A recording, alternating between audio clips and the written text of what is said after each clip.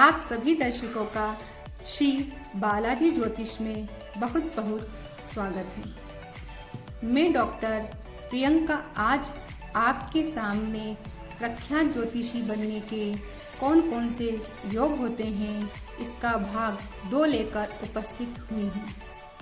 इस वीडियो के प्रथम भाग में हमने देखा था कि जन्म पत्री में ऐसे कौन से योग होते हैं और ऐसी कौन सी ग्रह स्थितियां होती है जो व्यक्ति को एक प्रख्यात ज्योतिषी के रूप में स्थापित करती है। इसी संबंध में हमने विश्व प्रसिद्ध प्रख्यात ज्योतिषी डॉक्टर नारायण दत्त जी श्रीमाली की जन्म पत्रिका का विश्लेषण किया था और यह जाना था कि श्रीमाली जी की पत्रिका में ऐसे कौन से आध्यात्मिक योग थे जिन्होंने उनको अध्यात्म और ज्योतिष के शिखर पर पहुंचाया।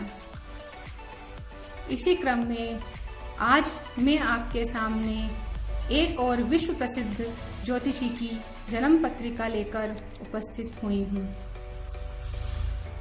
इन ज्योतिषी से कोई भी ज्योतिष जगत का व्यक्ति अनजान नहीं है। इनको लगभग सभी ज्योतिषी बहुत अच्छे से जानते हैं। इनका नाम के.एन. राव साहब है। आज मैं आपके समक्ष के.एन. राव साहब की जन्म पत्रिका का विश्लेषण करूंगी और हम यह जानेंगे कि उनकी पत्रिका में ऐसे कौन से उच्च कोटि के ज्योतिषीय योग थे जिन्होंने के.एन. राव साहब को विश्व प्रसिद्ध ज्योतिषी बनाया। तो आइए हम पत्रिका का विश्लेषण करते हैं। आप सभी दर्शकों के समक्ष भारतीय वैदिक ज्योतिष एवं जैमिनीय ज्योतिष के मूर्धन्य विद्वान आदरणीय के.एन. राव साहब की जन्म पत्रिका प्रस्तुत है। राव साहब की कुंडली का लग्न तुला है एवं लग्नेश शुक्र महाराज स्वग्रही होकर मंगल और चंद्रमा महाराज के साथ स्थित हैं। लग्नेश के स्वग्रही होने से पंच महापुरुष योगों में से एक मालव्य योग तो केंद्र में ही निर्मित हो गया है।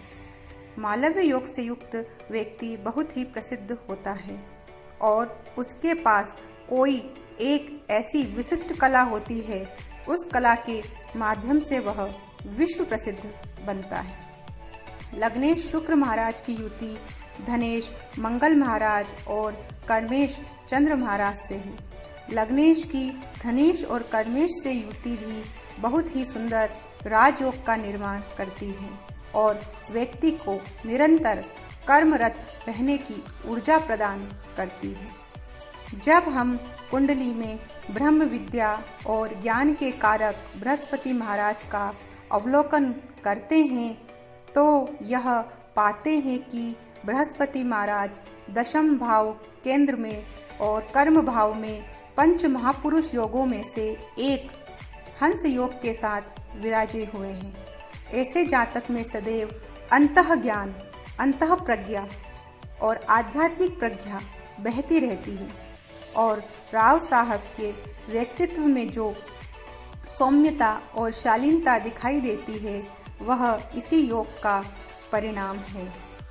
हंस योग यह भी बताता है कि राव साहब को इतनी ऊंचाई पर पहुंचाने में निश्चित रूप से उनके गुरु का बहुत महत्वपूर्ण योगदान रहा होगा।